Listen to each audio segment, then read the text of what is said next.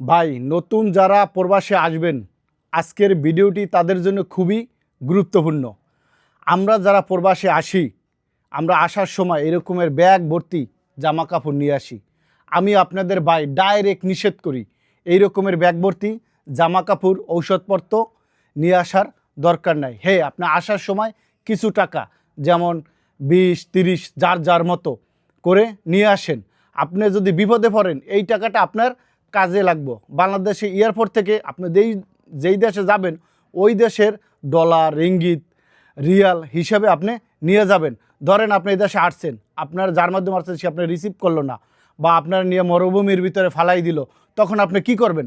এই জামা কাপড় দিয়ে আপনার কি কাজ হবে? কোনো কাজ হবে না। যদি আপনি হাতে কিছু টাকা নিয়ে আসেন তাহলে আপনার কাজ হবে। ভাই এটা বিদেশ, আপনি 10 টাকা যদি চান কারো কাছে তাও আপনি পাবেন না। তাই বলি ভাই, আপনারা এরকমের ব্যাগ ভর্তি জামা কাপড় আনবেন না। আসার সময় কিছু টাকা অবশ্যই অবশ্যই নিয়ে আসবেন।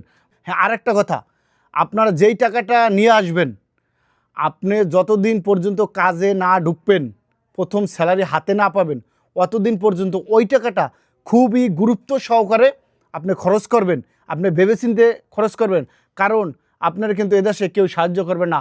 ভাই 10 টাকা চাইলেও কিন্তু পাবেন না। এমনও দিন দেখছি ভাই 20 টাকা চাইছি কারো কাছে, কিন্তু সে 20 টাকা তার কাছে আছে, 5-7 বছর বিদেশ থাকে, কিন্তু আমারে দেয়নি। কারণ আমি নতুন ভাই, অযথা কতগুলো প্যান্ট শার্ট আইনা আবার সময় টাকা নিয়ে আসেন না, এটা দরকার নেই। এটা কখনো ভুল করবে না।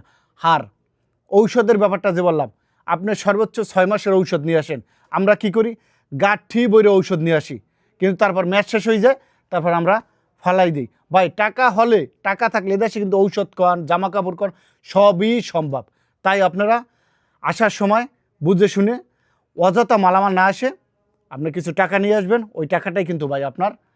দেখেন, আপনি প্রবাসে এমনও জায়গা আছে যে আপনি সপ্তাহ তো দূরের কথা, 1 মাসের ভিতরও একবার বন্ধ নাই। তাহলে আপনি এই জামা কাপড় পরে আপনি কী করবেন? অনেক প্রবাসী আছে এই রকমের প্যান্ট শার্টের বাসই খুলতে পারে নাই, ডিউটির পোশাক পরে ডিউটি করে আসে, ঘুমায়, ডিউটি, তাদের কোনো বন্ধ নাই। এরকমের শার্টের ভাঁজও ভাঙতে পারে নাই। তো আমরা আসার সময় 8টা 10টা প্যান্ট, 8টা 10টা জামা নিয়ে আসি।